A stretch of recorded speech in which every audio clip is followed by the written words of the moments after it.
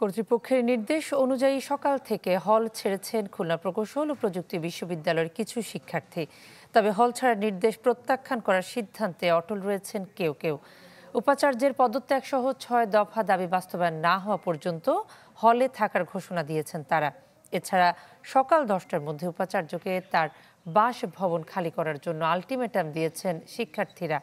ক্যাম্পাসের 2 গেইটে মোতায়েন রয়েছে পুলিশ। সিন্ডিকেট সভার সিদ্ধান্ত অনুযায়ী আজ সকাল 10টার মধ্যে হল ছাড়ার নির্দেশ দেয় কুয়েট কর্তৃপক্ষ।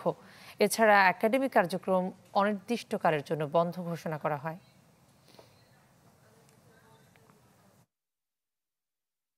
অনেকে হলে থাকার কথা বলছেন, যেহেতু আমাদের প্রশাসন থেকে নির্দেশ দিয়েছে হল ত্যাগের, সেহেতু আমরা হলটা ত্যাগ করতেছি। এখন নিজে থাকতে চাই, আমাকে বাসায় থাকতে দিচ্ছে না, তো এখন চলে যেতে হচ্ছে।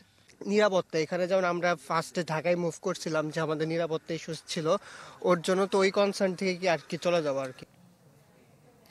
দর্শকের বিষয়ে জানাতে খুলনা থেকে আমাদের সঙ্গে যোগ দিচ্ছেন মামুন রেজা।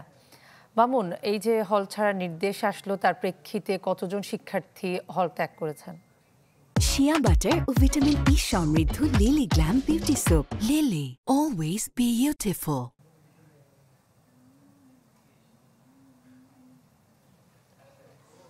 কণা, সকাল 7:30টা থেকে কিছু সংখ্যক শিক্ষার্থী তারা হল থেকে বেরিয়ে গেছেন। তারা তাদের নিজ নিজ বাড়ির উদ্দেশ্যে রওনা দিয়েছেন।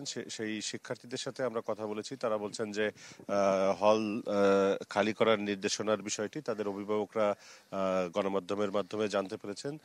এরপর তাদেরকে হল ত্যাগের জন্য, হল ছেড়ে বাড়ি চলে যাওয়ার জন্য নির্দেশনা দিয়েছেন। সে কারণে তারা মূলত হল ছেড়ে চলে যাচ্ছেন।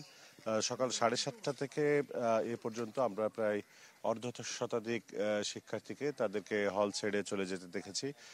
তবে খুলনা প্রকৌশল ও প্রযুক্তি বিশ্ববিদ্যালয়ের হলগুলোতে এখনো কিছু সংখ্যক শিক্ষার্থী তারা অবস্থান করছেন। শিক্ষার্থীরা গতকাল রাতেই বলেছিলেন যে তারা 6 দফা দাবি বাস্তবায়ন না হওয়া পর্যন্ত তারা হল ছেড়ে যাবেন না, হলেই থাকবেন।